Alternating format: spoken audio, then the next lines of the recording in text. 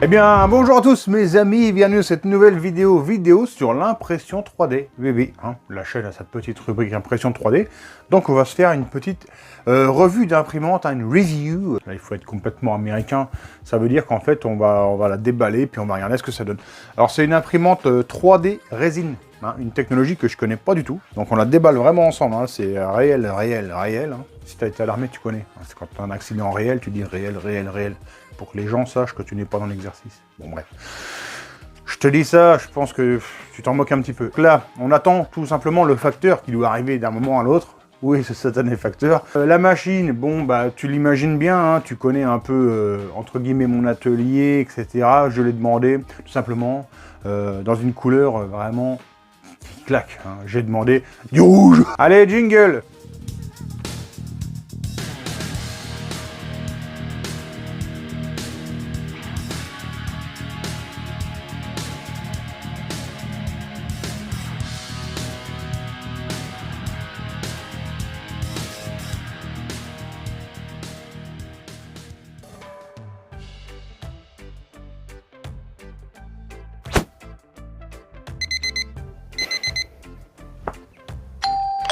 On y va. Bonjour, c'est facteur poste. Petite signature, s'il vous plaît. Merci. Allez. Voilà. Sympa. Alors, Mars 3D Printer.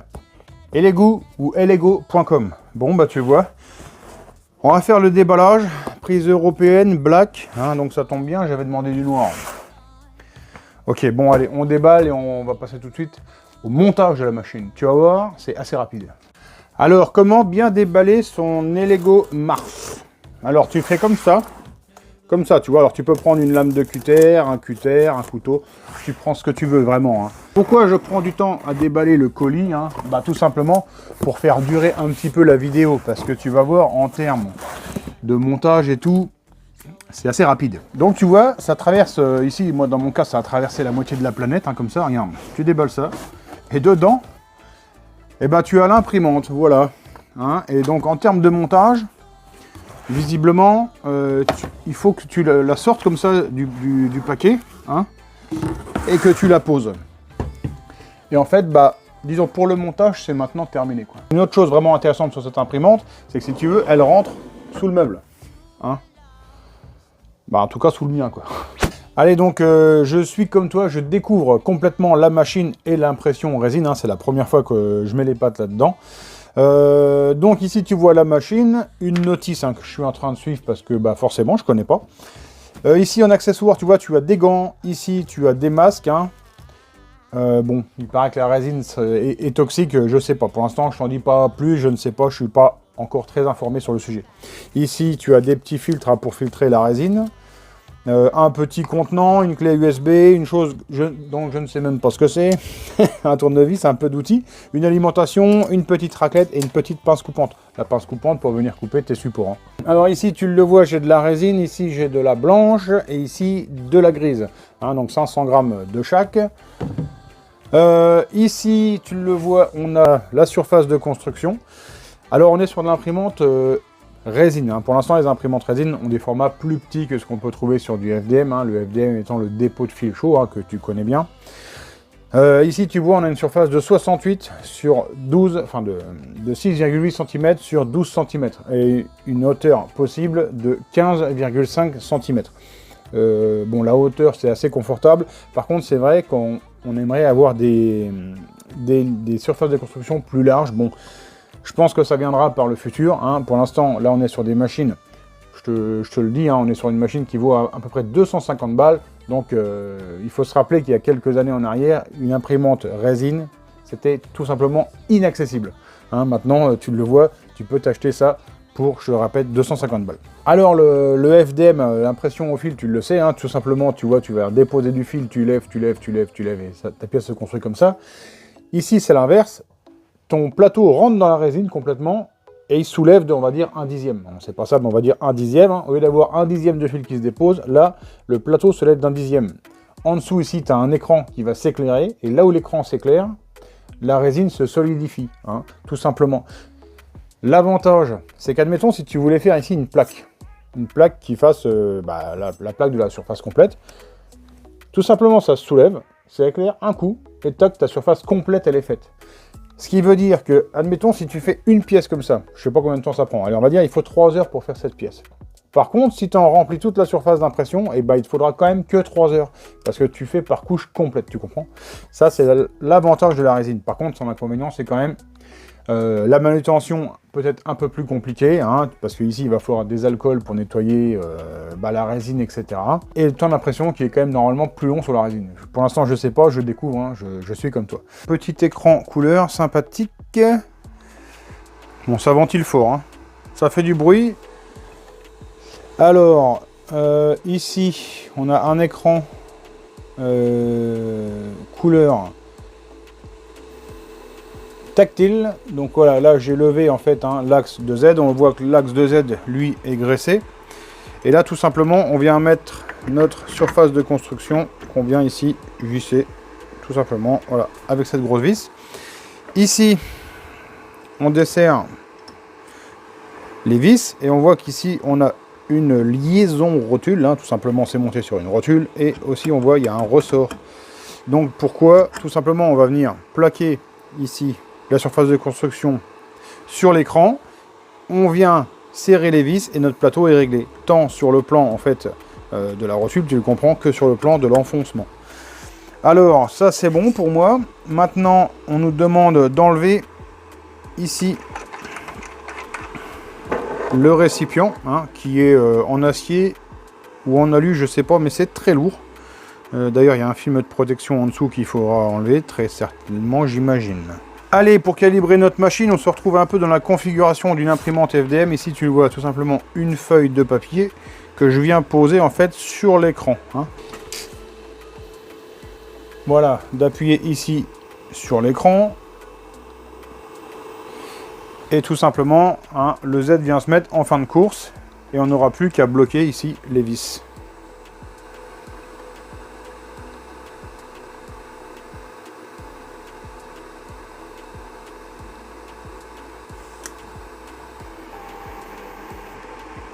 Voilà, donc là forcément je vais me mettre quand même à peu près droit. Voilà. Ici j'ai la clé USB, hein, qui est fournie par le fabricant. Dedans normalement il y a déjà un fichier qui est prêt à imprimer.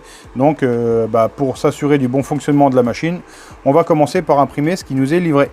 Je viens mettre de la résine dans mon bac.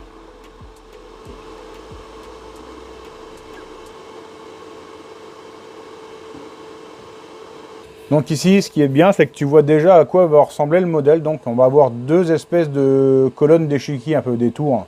Allez, c'est parti, on lance.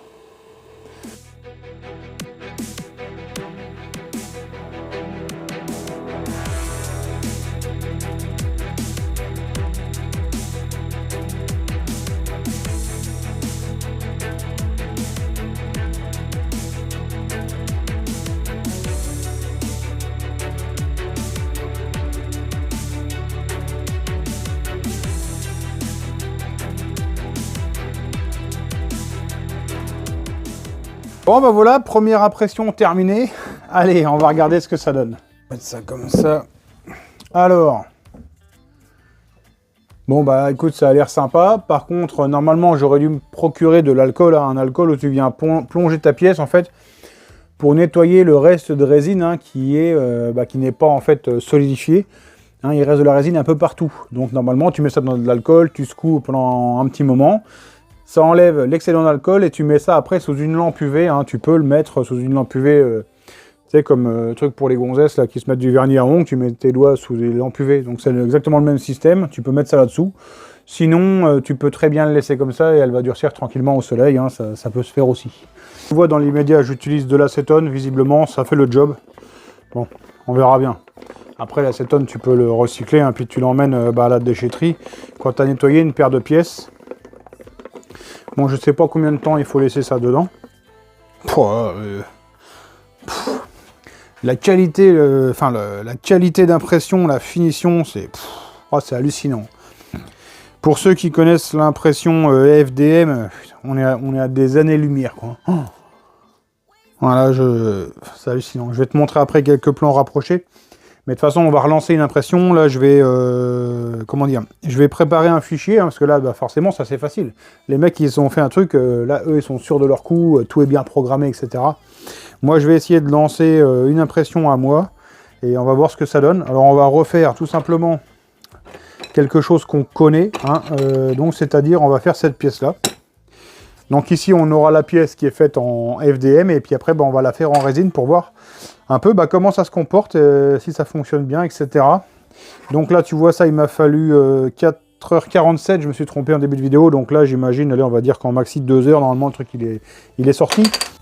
Allez, on l'a vu, maintenant, on va essayer de trancher quelque chose à moi, tout simplement. Alors ici, j'ai une clé USB livrée avec, et visiblement, dedans, on a le slicer hein, qui va nous servir à trancher la pièce pour que la machine puisse l'imprimer. Donc c'est parti. Tu vois, hein, il est ici mon fichier, donc là, eh ben, on va lancer l'impression.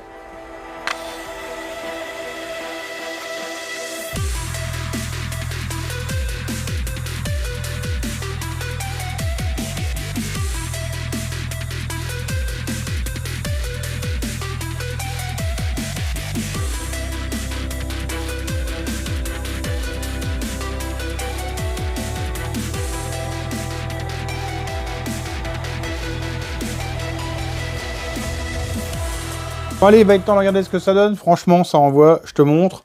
C'est assez hallucinant, hein. Tu vois l'écriture, tout ça.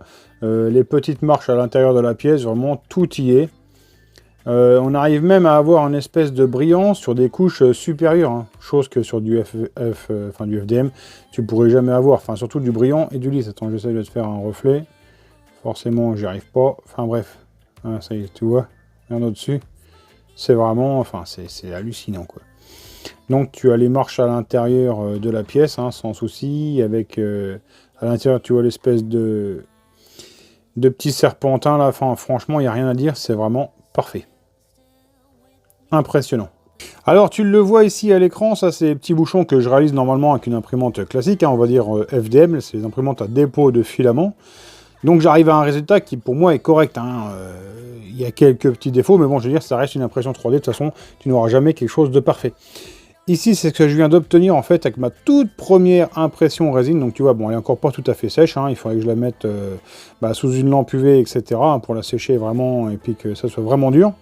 Alors je te dis pas qu'elle a zéro défaut. Tu vois ici, elle a un peu de pied d'éléphant. Hein, tu vois, les premières couches sont un petit peu trop écrasées.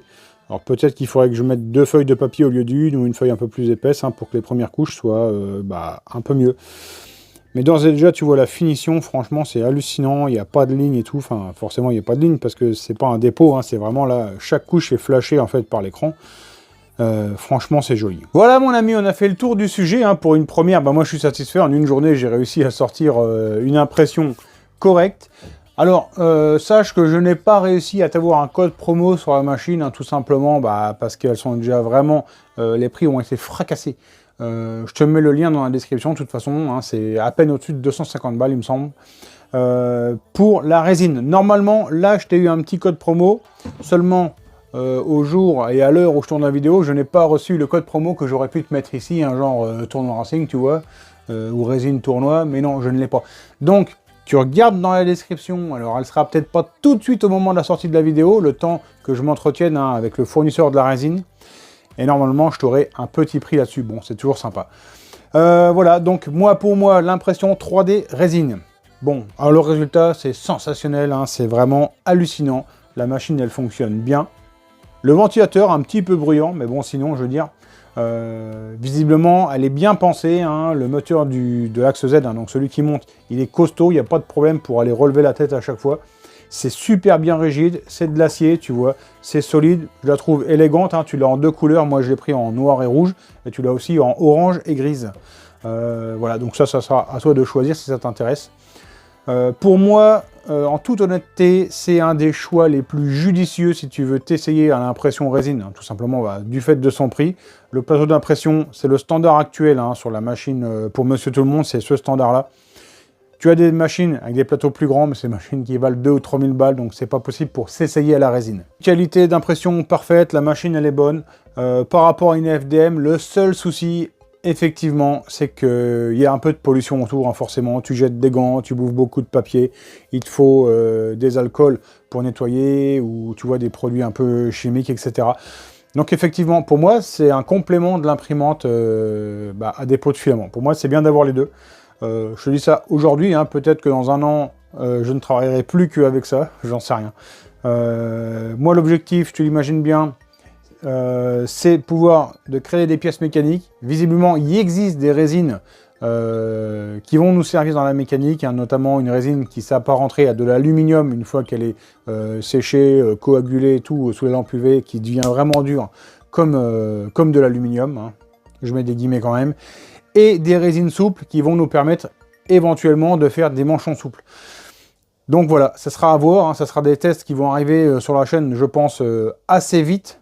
C'est sûr que début d'année, on aura des trucs au banc à essayer qui seront réalisés avec cette imprimante en mécanique. Sinon, pour faire des objets de déco, c'est vraiment la machine idéale. Franchement, si tu es fan de figurines, etc., tu t'achètes ta résine, tu mets ça dedans, je veux dire, tu ressors une figurine, elle est vraiment parfaite, parfaite.